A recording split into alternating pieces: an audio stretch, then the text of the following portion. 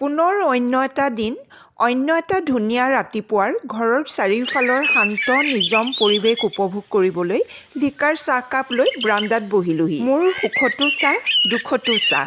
এই চাহকাপ যেন মোৰ একেবাৰে কাষতে থকা এৰিব নোৱাৰা লগৰীজনীহে। চাহকাপ খাই খাই একান্ত মনে অকলশৰীয়াকৈ ৰাতিপুৱাৰ এই সময়খিনি উপভোগ কৰিবলৈ খুব ভাল পাওঁ। ছোৱালীৰ স্কুল খোলা মানে ৰাতিপুৱাৰ সময়খিনি খুব ব্যস্ততা। ছোৱালীক বিচনা এৰা দেখি ময়ো মোৰ কামৰ দায়িত্ব লৈ কিটচেনলৈ আহিলোঁ। ৰাতিপুৱা কি বনাম যোৱাকালিয়ে ভাবা মতে তিয়াই থোৱা মটৰখিনি কুকাৰত উঠাই দিলোঁ। নাই, আজি লুচি নবনাওঁ। ঘুগনি বনোৱা মানে ময়দাত বনোৱা গৰম গৰম ফুলা ফুলা লুচিকেইখনৰ কথা মনত পৰে। গৰমে গৰমে ফুলি থকা বগা ৰঙৰ লুচিও কেইবাখনো খাব পাৰি। লগত সৰিয়হ দি বনোৱা জলকীয়া আচাৰ থাকিলেতো কথাই নাই। কিউব চিজেই হওক, ক্ৰীম চিজেই হওক, ছোৱালীয়ে চিজ খাই খুব ভাল পায়। কিউব চিজ তাই সুদাই সুদাই খাই ভাল পায়।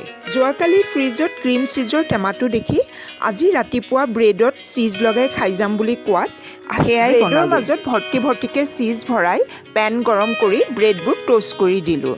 আমি গৃহিণীবিলাকে এটা কাম কৰি আছোঁ বুলি যে অকল সেই কামটোতে মন দি থাকোঁ সেয়া নহয়, কিন্তু সেই কামটো কৰি থাকোঁতে আৰু বহুতকেইটা কামত হাত দিবলগীয়া হয়। টিফিনত লৈ যাবলৈ মিহি মিহিকৈ বহুতবোৰ ভেজিটেবল দি মেগী বনাই দিলোঁ। ছোৱালী স্কুললৈ যোৱাৰ পাছত হাজবেণ্ড আৰু ময়ো ব্ৰেকফাষ্ট কৰি ল'লোঁ। ঘৰৰ কাম শেষ কৰি গা ধুই মই সাজি কাচি যাবলৈ ৰেডি।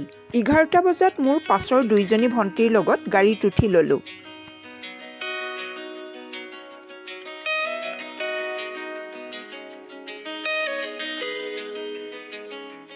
আমি গৈ পালোঁগৈ।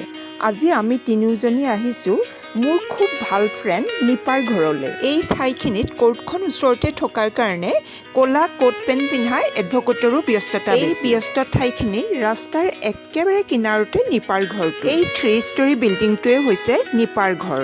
মোৰ এটা কথাই খুব ভাল লাগে, যেতিয়াই মন যায় অৰ্ডাৰ কৰি খাবলৈ গ্ৰাউণ্ড ফ্ল'ৰত মিচিংগা ৰেষ্টুৰেণ্টখন আছে। আমাক বহুৱাই থৈ নিপা অলপ সময়ৰ কাৰণে ভিতৰলৈ গৈছিলে আৰু সেই সময়খিনিতে খুব ধুনীয়াকৈ ড্ৰয়িং ৰুমত সজাই পৰাই থোৱা ক্ৰিষ্টেলৰ বস্তুবোৰ চুই চাইছিলোঁ। এই যে সৰু মৰম লগা ছোৱালীজনী নিপাৰ একমাত্ৰ ছোৱালী।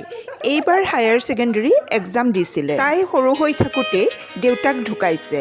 নিপাই অকলেই ছোৱালীজনীক ডাঙৰ কৰিছে। যি ধৰণে অকলেই ঘৰৰ দায়িত্ব, ছোৱালীৰ দায়িত্ব লৈছে, এইটো সঁচা যে নিপাক আইৰণ লেডি বুলি ক'বই লাগিব। এইটো কথা সকলোৱে কয়েই নহয়, চিটুৱেশ্যনে সকলোকে ষ্ট্ৰং কৰি দিয়ে। এইবাৰ নিপাক বাই দি তললৈ নামি আহিলোঁ।